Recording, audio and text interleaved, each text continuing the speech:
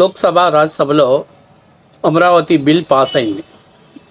అయితే జగన్మోహన్ రెడ్డి గారు నిన్న ప్రెస్ మీట్ పెట్టారు. ఆయన ఒక మాట మాట్లాడాడు. ఏమన్నాడు? నేను తలుచుకుంటే మళ్ళీ రేపు గవర్నమెంట్ ఇంకో ప్రభుత్వం రాకపోదా బిల్లు మార్చకపోవచ్చు, బిల్లుతో ఇబ్బంది ఏముందని చెప్పాడు. అయితే జగన్మోహన్ రెడ్డి గారు గతాన్ని మర్చిపోయారు. ఆయన 3 రాజధానుల కాన్సెప్ట్ తెచ్చినప్పుడు ఆంధ్రప్రదేశ్లో ఎటువంటి పరిస్థితులు ఉన్నాయో ఆయనకి అప్పుడు తెలుసు. అయినా కూడా ఉత్తర కుమారుని ప్రగల్భాలు పలుకుతున్నాడు. దీనిపైన వైఎస్ఆర్సీపీ పార్టీకే పనిచేస్తున్నటువంటి బ్రోకర్ సాయి జగన్మోహన్ రెడ్డి కౌంటర్ ఇచ్చాడు. ఏమని కౌంటర్ ఇచ్చాడు తెలుసా? ఇక నువ్వు మూసుకొని ఉండు, నీ జన్మలో కూడా నువ్వు బిల్లు మార్చడం నీ వల్ల కాదు. అంత పీకేవాడివైతే గత 5 ఏళ్ళు ఏం పీకేవు? అది నేను కాదు కానీ మన బ్రోకర్ సాయి చెప్తే మీకు బాగుంటుంది. ఎందుకంటే ఒకసారి ఆ వీడియోని మీరు చూడండి. సో వీడియోని చూశాక అసలు వైసీపీ ప్రభుత్వంలో ఏం జరిగింది అనే దాని గురించి మనం డీప్గా ఎక్స్ప్లెనేషన్ చేసుకుంటే ఇప్పుడు ఉన్నటువంటి బిల్లు ఎంత పవర్ఫుల్లో మీకు క్లియర్గా అర్థమైంది. చట్టాన్ని మార్చచ్చు, ఒకళ్ళు చట్టం చేస్తే ఇంకొకటి చట్టం మార్చచ్చు. ఇది జగన్ చెప్పింది నిజమే. మరి ఎందుకు చేత కాలేదు 3 రాజధానులు? ఎందుకు అమలు కాలేదు 3 రాజధానులు? ఎందుకు కోర్టులు అడ్డుకున్నాయి? ఎందుకే కోర్టులే చట్టం అమరావతి అని చెప్పింది? దాన్ని సవాల్ చేసింది, దాన్ని సుప్రీంకోర్టు ఎందుకు తీసుకోలేదు? దెన్ ఏక రాజధానిని ఎవ్వడూ కదిలించలేడు.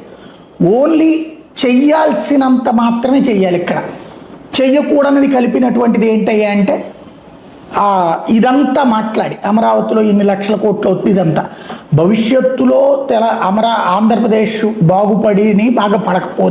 బాగుపడకపోవడం అనేది ఎప్పుడూ ఉండదు. మనం కోరుకున్నంత వేగం ఉండకపోవచ్చు, కానీ వేగం ఎప్పుడూ ఉంటుంది. అది సో జగన్మోహన్ రెడ్డి గారిని ఇండైరెక్ట్గా ఏం చెప్పాడంటే నీకు అంత సీన్ లేదు అని చెప్తున్నాడు. బహుశా జగన్మోహన్ రెడ్డి గారు పేమెంట్ ఇవ్వలేదమ్మా సాయిబాబాకి, అందుకని చెప్పేసి మీడియా ముందుకు వచ్చి చెప్పాడు. సరే, ఇలాంటి వాస్తవాలు చాలా చెప్తే అసలు జగన్మోహన్ రెడ్డి గారు గ్రౌండ్ లెవెల్లో జీరో. కేవలం జగన్మోహన్ రెడ్డి గారిని హైప్ చేస్తుంది వాళ్ళ సోషల్ మీడియా మాత్రమే. అయితే జగన్మోహన్ రెడ్డి గారు 2019లో ప్రభుత్వం వచ్చిన తర్వాత అమరావతి విధ్వంసం మొదలైంది. ఆయన నిద్రపోతూ కలలుగంటూ 3 రాజధానులు అనే కాన్సెప్ట్ వచ్చింది. ఆయన ఆ ప్రణాళిక బహుశా భారతదేశంలో దక్షిణాఫ్రికా లెక్క 3 రాజధానులు ఉండొచ్చు అనే ఉద్దేశంతో డిసెంబర్ 17, 2019 ఆంధ్రప్రదేశ్లో కూడా 3 రాజధానులు ఉంటాయి. ఎందుకంటే సంపద అంతా ఒకచోటే పెడితే ఆ రాజధాని అయ్యి భవిష్యత్తులో, ఎందుకంటే జగన్మోహన్ రెడ్డి చాలా ఇంటెలిజెన్స్ ఫెలో, అంతేకాకుండా మంచి తెలివి గలవాడు, మేధాశక్తి గలవాడు, ముందు చూపు గలవాడు 300 సంవత్సరాలని అనుభవం కలిగినటువంటి వ్యక్తి కాబట్టి ఆయన ఏం చెప్పాడంటే సంపద అంతా ఒక చోటే ఉంటుంది, అందుకని చెప్పి ఎప్పుడైనా రాష్ట్రాలు విభజన చేయాల్సి వస్తుంది, అలాంటి పరిస్థితి వస్తే సంపద నష్టపోకుండా ఉండాలి కాబట్టి 3 రాజధానులు అనే కాన్సెప్ట్ తీసుకొస్తున్నాను అని చెప్పేసి చెప్పాడు. ఎప్పుడైతే ఈ ప్రకటన వెలువడిందో, ఈ ఫార్ములాని బయటపెట్టాడో, రాష్ట్ర వ్యాప్తంగా ఉద్యమం మొదలైంది. అమరావతి రైతులు ఉద్యమం చేశారు. దాదాపుగా 1631 రోజులు ఉద్యమం చేశారు వాళ్ళు. ఆ రోజు ఉద్యమం మొదలుపెట్టారు. ఆ రోజు నుంచి ఈ 1631 ఉద్యమానికి నాంది పలికింది ఆ రోజు. జగన్మోహన్ రెడ్డి గారు ఆ తర్వాత జూలై 31, 2020 ఏపీ అంటే ఈ 3 రాజధానులు అనే కాన్సెప్ట్ని అమలు చేయాలంటే ఏపీసీఆర్డీ చట్టాన్ని రద్దు చేయాలి. సో అందుకని జగన్మోహన్ రెడ్డి ఏపీసీఆర్డీ చట్టాన్ని రద్దు చేస్తూ 3 రాజధానులు అనే కాన్సెప్ట్ తోటి శాసనసభలో బిల్లు పెట్టారు.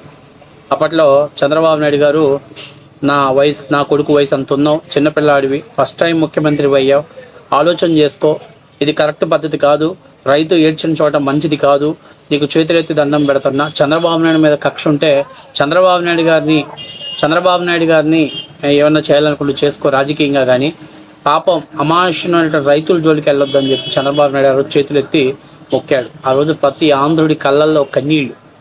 ఏంట్రా మనం వేసిన ఓటు ఇంత పనికిమాలితనంగా పనిచేస్తుందా అని చెప్పి చాలామంది ఆంధ్రప్రదేశ్ ప్రజలు ఆ రోజు రియలైజ్ అయ్యారు. అయితే వైసీపీలో కొంతమంది సైకో బ్యాచ్ తోలు మందం వాళ్ళు కదా, వాళ్ళకి అర్థం కాల. దాన్ని కూడా వెకిలి నవ్వులుగా మాట్లాడారు. ఏమని తెలుసా? చంద్రబాబు నాయుడు గారు తన బినామీలకు ఇచ్చినటువంటి ఆస్తులు పోతే ఏమన్నా భయపడిపోయి చంద్రబాబు నాయుడు గారు ఈ పని చేశారని చెప్పేసి అనుకున్నారు. కానీ ఆ రోజు శాసనసభలో బిల్లు ఆమోదం పొందింది.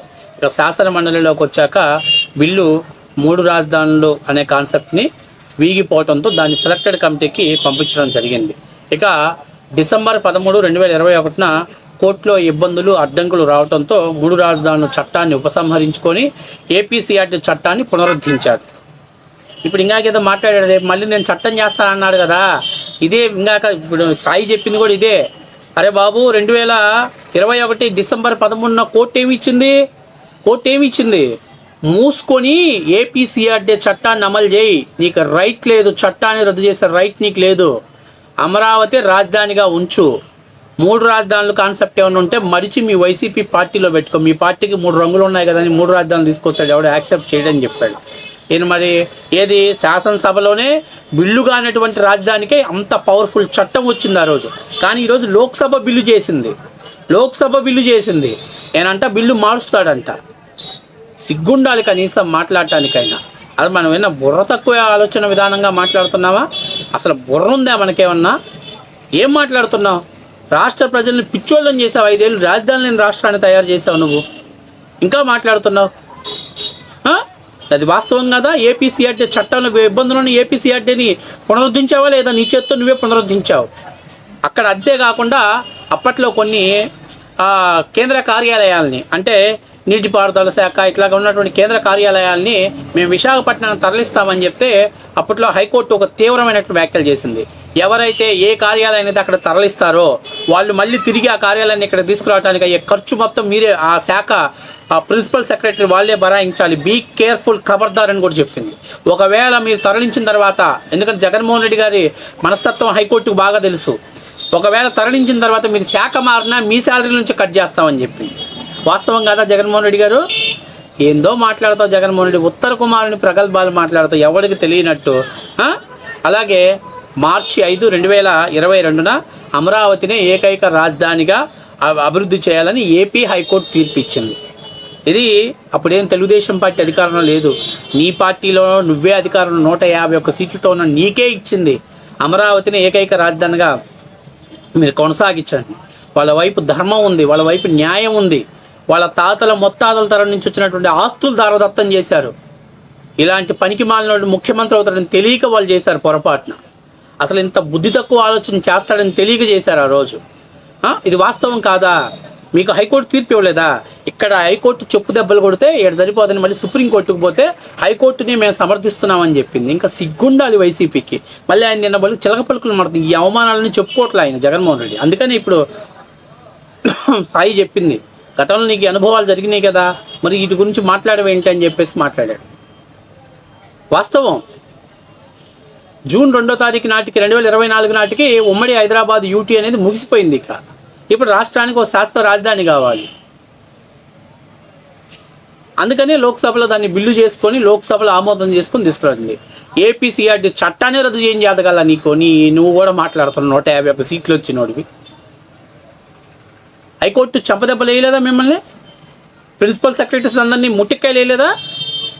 ఐఏఎస్ ఆఫీసర్లు అందరినీ నిలబెట్టలేదా? కోర్టులో నిలబెట్టలేదా? బోర్డులో నిలబెట్టలేదా? సిగ్గుండాలి కనీసం మాట్లాడటానికి. ఉత్తర కుమారుని ప్రగల్భాలు పలుకుతున్నాడు. నేను మళ్ళీ వస్తా, చట్టాన్ని మారుస్తా. అసలు నువ్వు వచ్చే ఛాన్స్ ఉందా? ఆంధ్రప్రదేశ్ ప్రజలు ఎవడైనా కడుపుకు అన్నం తింటే, ఇంకా నేను పబ్లిక్గా మాట్లాడుతున్నా, అన్నం తినేవాడు ఎవడైనా కానీ జగన్మోహన్ రెడ్డికి ఇంకెవడైనా ఓటేస్తాడా? రాజధాని మీద పగబట్టం ఏంట్రా బాబు? ఇంకా దేని మీద పగబట్టినా రాజధాని మీద పగబట్టం ఏంటి? రాజధాని బతుకు మీద, ఆంధ్రప్రదేశ్ ఐడెంటిటీ మీద పగబట్టడం ఏంటి?